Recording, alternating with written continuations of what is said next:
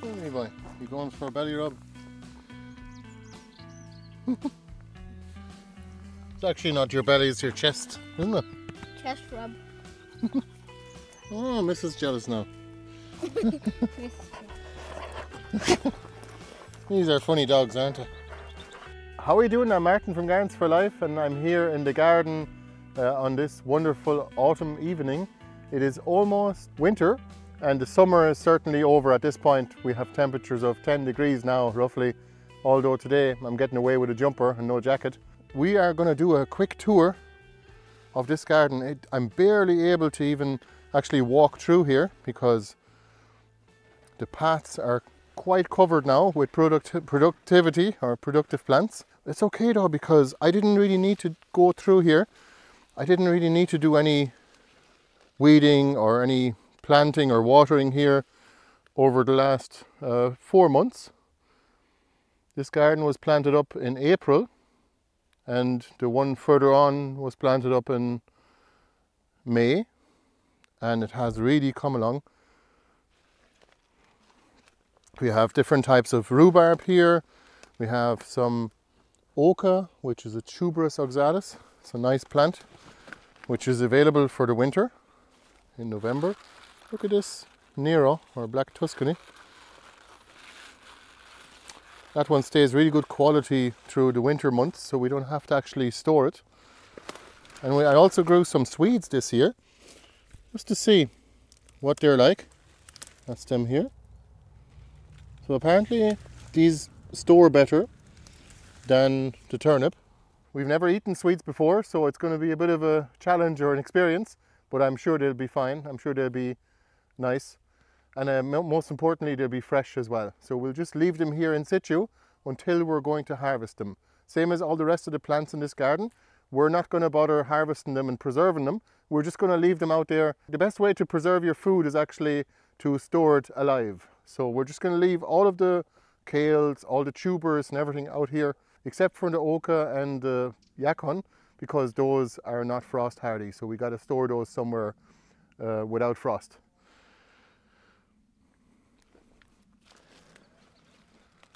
Here's the yacon flower now. It looks like a giant daisy. So we'll just take a look here. Those are the pumpkins as well. We've got pumpkins planted over here. There's so much to show you. I'm trying to keep this video short. You can see them here. That's the Yoshiki Kori, almost ripe there. And this colour here, they'll be that colour when they're ripe. If you haven't seen our pumpkin video from 3 or 4 years ago, please take a look at it, because I grew 200 of these pumpkins with only 5 hours of work. See these? They're a nice size and they're really nice flavour, and they're quick to grow as well. They're only 90 days from seed to ripe fruit. We're also growing Turk's turban this year. Let me take a look here. We'll just walk over here. As you can see, the leaves of the pumpkins are definitely starting to thin out, so I guess we're done producing more weight in the pumpkins anyway. I'm going to leave them for another while. We've no frosts coming yet. Look at the beautiful leaves here. It is such a productive garden though. Let me just take you over here real quick. How are you doing, Levi? How are you? It's a good boy, aren't you? You're a good boy. You coming over here? Good. He's always fierce excited to follow us everywhere we go. Excuse me. Oh, take a look at these. That's Turk's turban, so it's a little bit of a different pumpkin. I've never grown these before, so it's going to be nice. There's a few pumpkins over here too, but we'll do a separate video on the pumpkins. Oh, let's just take a look here. How are you doing? Are you watering the plants? Yeah. Go on, so. It rained yesterday, sure. They still could do with a bit more. Good man yourself.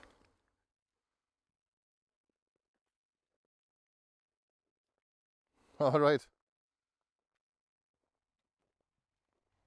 What you can see here, this garden is very productive and I had to do very little for it. We're producing both cash crops here, like plants, and even cuttings, and food and medicine as well. These are the mashuas, the tuberous nasturtium. Those are sold out for this winter already. So I'm sorry to disappoint you if you were looking for some.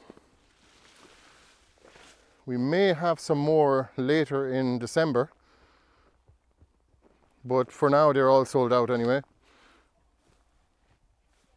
See these here, that's fennel. It's going to seed. And if you'd like to see this garden from about a month ago, there's another video about that. Different tour. And things are coming along here too.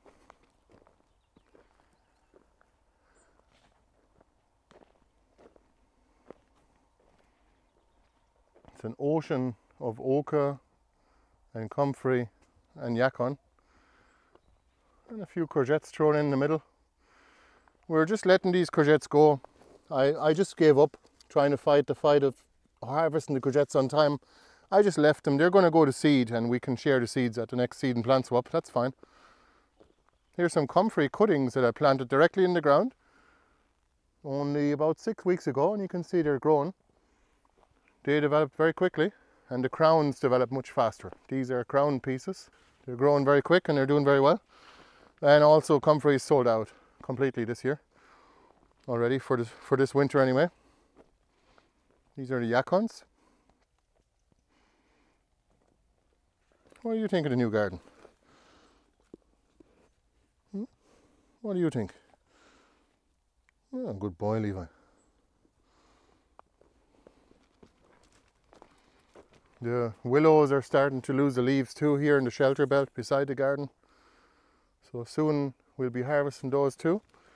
There are still some of those available anyway. This is a curly variety of Portuguese kale. Some Chinese rhubarb here. Definitely the garden has been 4 to 6 weeks behind on a lot of stuff.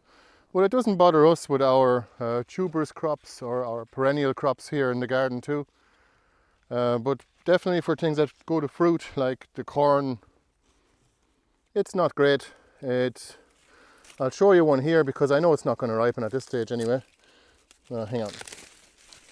Did I harvest that right? I have to use one hand.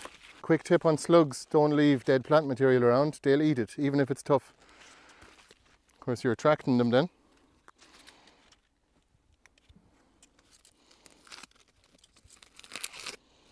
It's just a giant baby corn, it's not really worthwhile. But we'll still eat it anyway. That's the chard. This year's chard actually going to seed. That probably won't go all the way, but I might just give that to the chickens because I'm not going to bother letting that go to seed here because otherwise we'll have chard everywhere, which is not a problem. But I would rather not. Beetroots are doing really well as well. Here's some beetroots. We have different varieties of beetroots like Chiogio and the Cylindra. Look at this Portuguese kale. Isn't it just incredible? So lush. Each of these plants has grown from seed this year. Look at that. It's massive. I mean, there's probably like a week worth of food here for a family, or a bit of leaf for the whole winter, a little bit of leaf every day for a soup or something like that, or even for the chickens. So it's nice to grow a little kale patch so that you'll have a bit of greens for the animals for the winter. They'll enjoy that and they'll definitely appreciate that, and they'll be very healthy.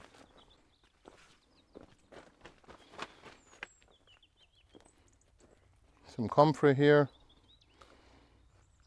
We also have some great mullein.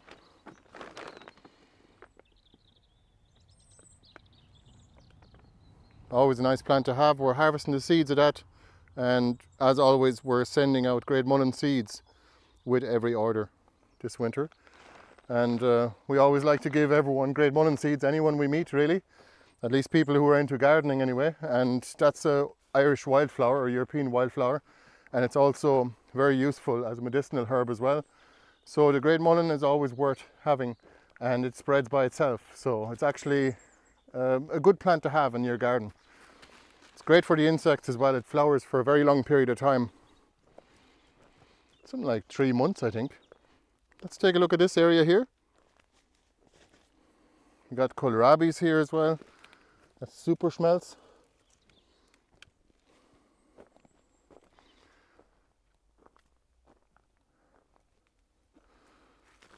Willows are doing well. There's horseradish. We definitely still have horseradish if you're interested. Take a look at our online shop. This path is relatively new. We made it nice and wide so the dogs can walk. They don't go in the gardens, they just know not to cross this line. It's not electrified, this cable here, but they know not to go in. You can see here. And if they ever do, I just go and then they come out.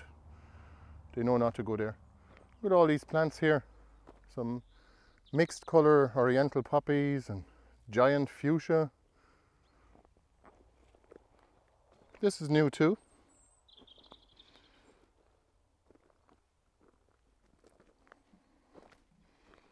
Could anybody tell me what plant that is?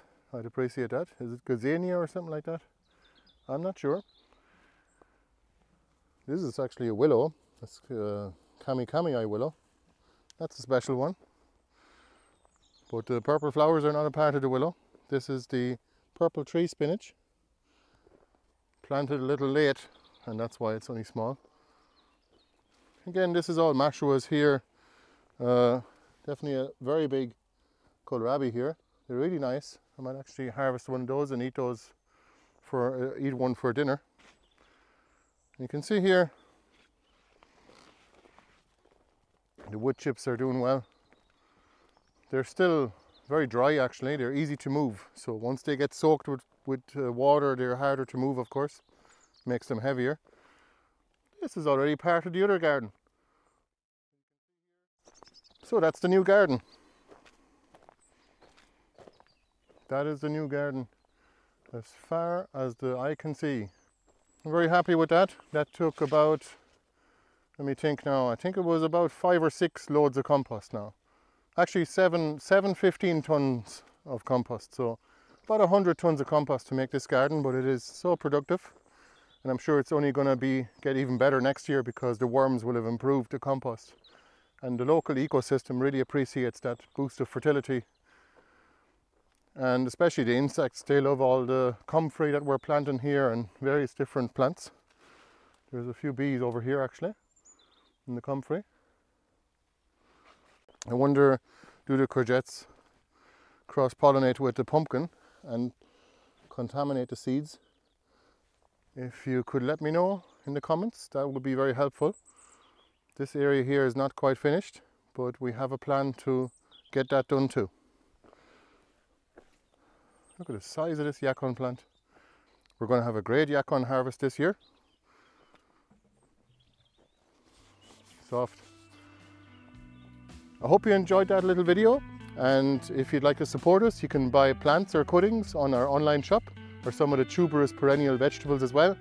And if you are interested in joining our membership, you can do so on our YouTube channel, on our website, or on Patreon as well. And we'd highly appreciate your support, and you get many benefits as well, such as a big discount, and you get access to our online no-dig course completely for free. And a few ebooks as well, and some other benefits come with that also. Thank you, and I'll see you the next time. Bye bye.